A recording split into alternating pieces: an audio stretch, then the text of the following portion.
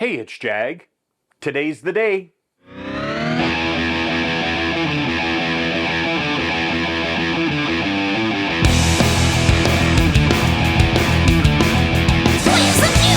Yeah.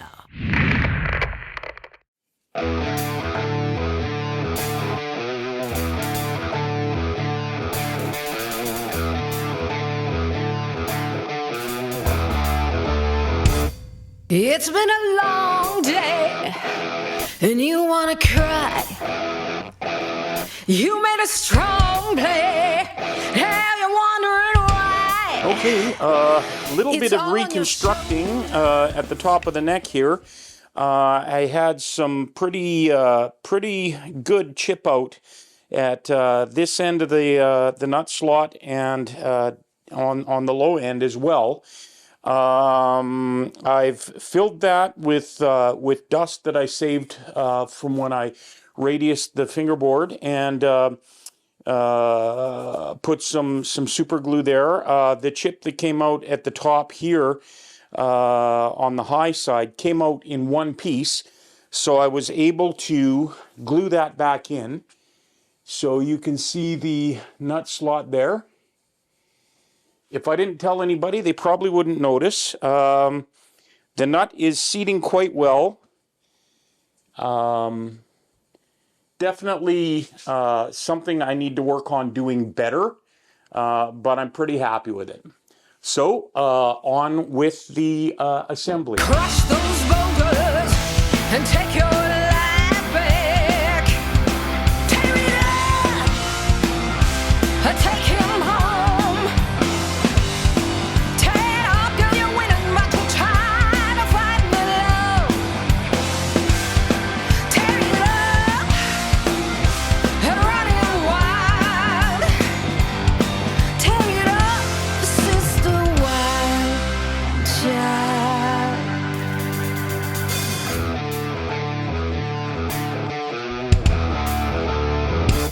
You fight the good fight. You're a goddess. A song and a sonnet. You're a note to the best. So, sister, you need a warrior god. Maybe not forever, but long enough to love what he's got. Tear it up and take him home. Tear it up, girl, you're winning, but you're tired of fighting alone. Tear it up and run him wild. Tear it up, my sister wild child. You tear it up,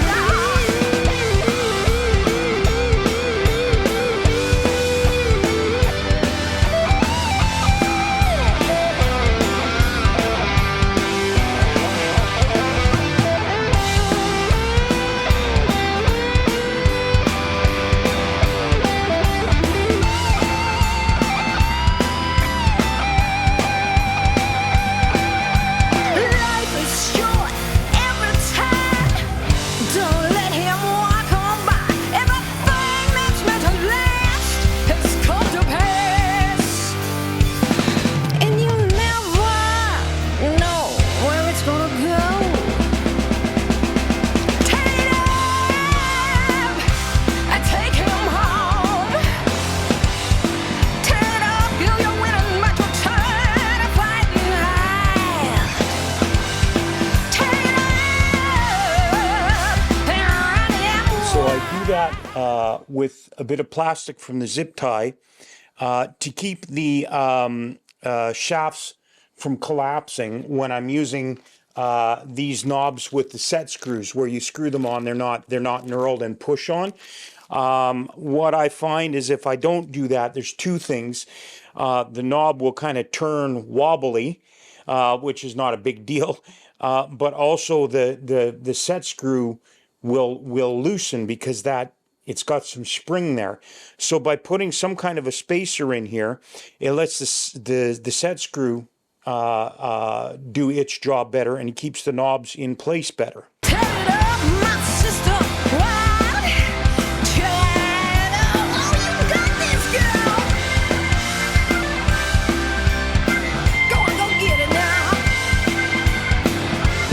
is ready for solder and strings. Get the nut filed. It's sitting really well right now, but the slots need to be finalized. The strings lined up quite well. Pickups are lined up well. Like I say, everything is installed. This was bugging me, these ferrules sticking out. They were a little bit too obvious. So I filed those down, of course. And then you just have to be careful lining them up when you tighten up the screws. And I think they look pretty good. They don't stick out so much. All of the holes and cavities were gunked up with filler and Renaissance wax and everything I've been putting on here. So I had to sort of drill out some of those holes. The plates, the covers are fitting in pretty tight. I might have a little bit of a haul getting them out to do the soldering, but we'll cross that bridge when we come to it. The only thing I have left to do out here is drill for the strap knobs. So off camera, I'm going to get the strap knobs on here, the soldering and the stringing up and finalizing the nut depth.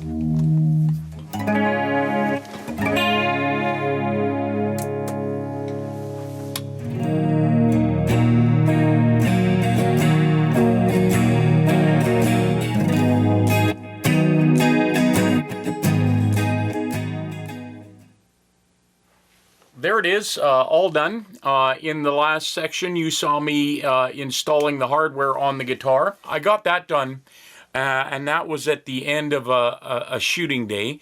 So a couple of days later, I got down in the electronics shop and wired up the pickups and the controls and everything. I got the strings on, got it all ready for playing. I just did that off camera, got the guitar strung up, like I said. And that was a few days ago, and I've been playing it, getting familiar with it. I'm really liking it. Oh, and I gotta show you this. My logo. And that is not painted on, printed on, or carved in. I actually did it on a Cricut. So took that tip from Texas Toast and did the headstock logo as a Cricut vinyl transfer. Probably at some point I will do a clear coat over that. Right now it's just the vinyl right on the headstock, but I'm liking the look of it. So as I said, I wired it all up off camera, got it all strung up, and then spent a few days just kind of playing it and getting used to it. I'm really liking this guitar. I was not too sure how durable just a boiled linseed oil and Renaissance wax finish would be on the guitar. Also, I did that aqua coat. But it's actually quite tough. You know, I've done the usual little kind of pick knocks and things on it, and so far it's holding up well. I think that down the road, this probably will wear a lot quicker than sort of a lacquer finish or some kind of poly finish. But we'll see how it goes. I'm really liking the finish. I love the feel of this guitar. One thing I did when I did the neck, I completely did that by feel. I did do the faceting method to carve it. I'm one of those guys that likes sort of a fat neck. When I was final shaping it, I was going by feel, not by any sort of measurements or how does it look, or is it a C or a D, or is it a V carve. I do like V carves a lot. This is closest to a C.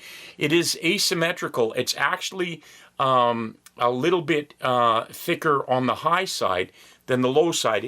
That's the way it felt good to my hands, and playing it feels really great to me. The other thing is this guitar, I usually play with my hand anchored down just kind of above where the volume control is, and on this guitar I don't feel a need to do that. It feels really good to have my hand free floating, which actually it helps me play better, smoother anyway.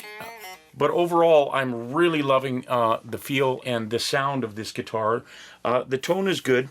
The pickups are actually two PRS SE humbuckers that I've had lying around for over 20 years.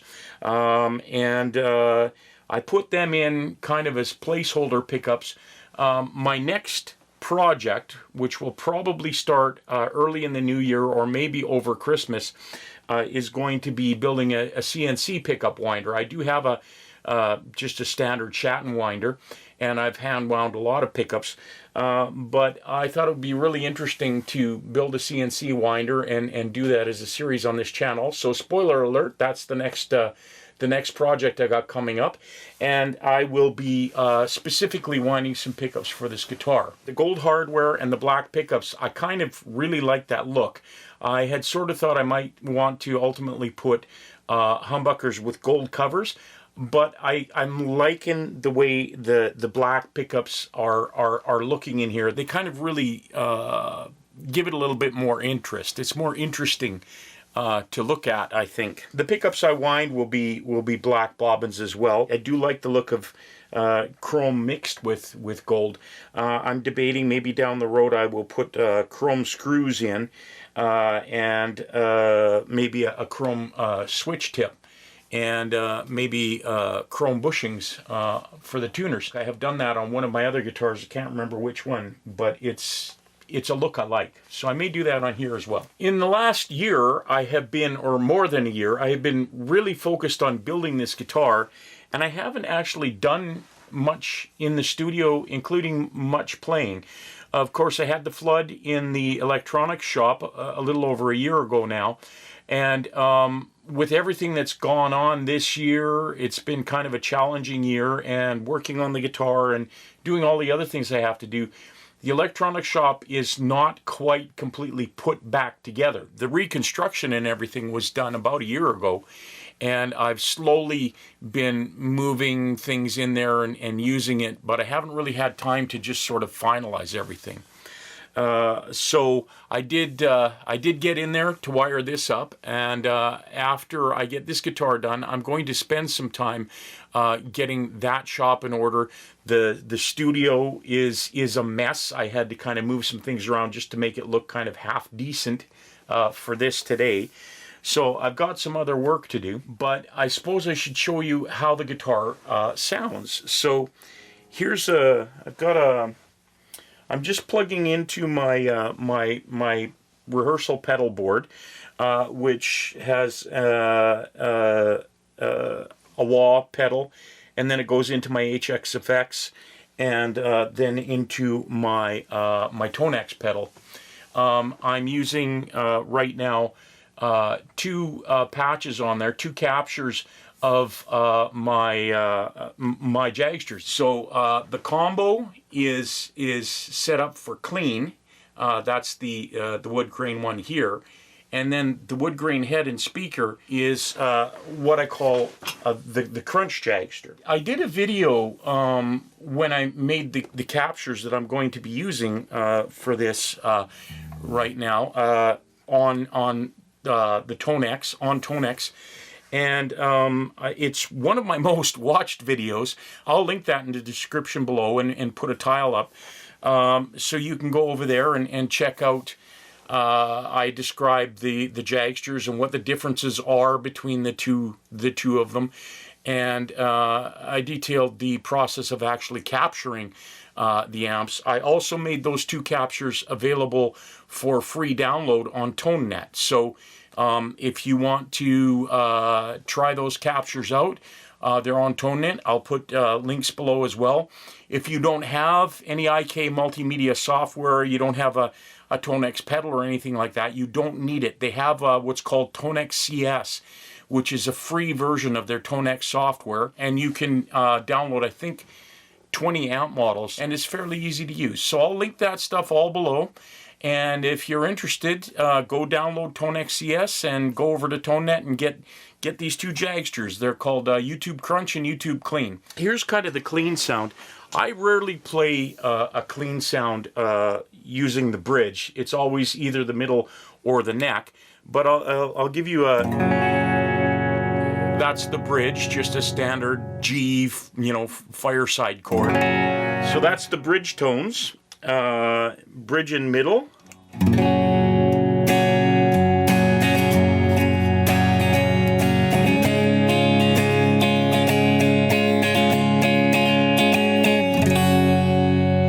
and the neck.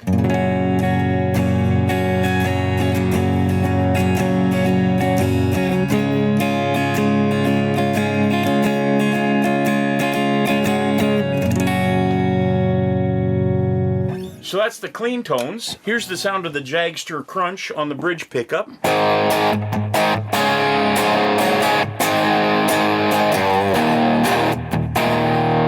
So that's the crunch model.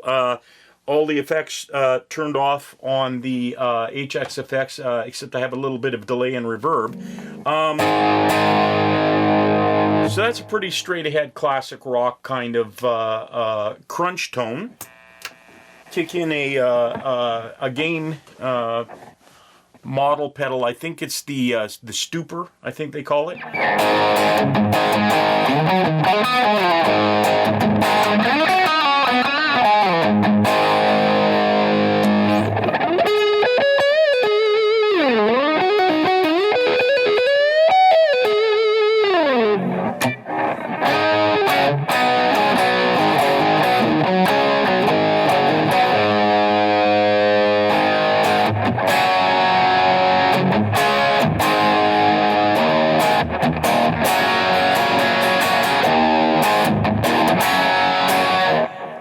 So that's just a quick sort of demo of the tones, just like I say, going through my my rehearsal pedal board and using amp captures of two of my Jagsters. I will be doing a demo of this guitar, and I will use the amps live going through my my Two Notes Captor X. The demo will have this guitar going through the Jagsters, maybe my high watt or the custom plexi I built winter 2022, I think, or even the Trinity Amps Tri-Watt. So I haven't decided yet. I did write a kind of a little simple instrumental piece, and we're going to get in the studio and do a recording of that. I haven't had Todd in the studio, our drummer, for a while.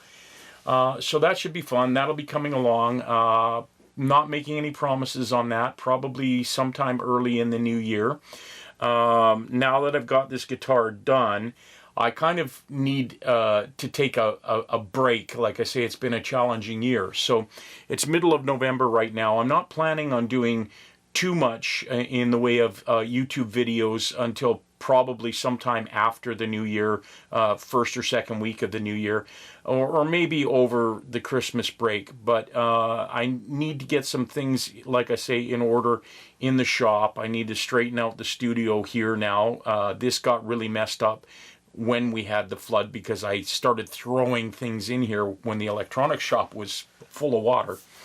And I have some things I'd like to take care of out in the shop. So I may do some videos, not about guitar building, amp building, or anything else, just kind of getting some things in order. We'll see how that goes. But until the new year, that's going to be what I do.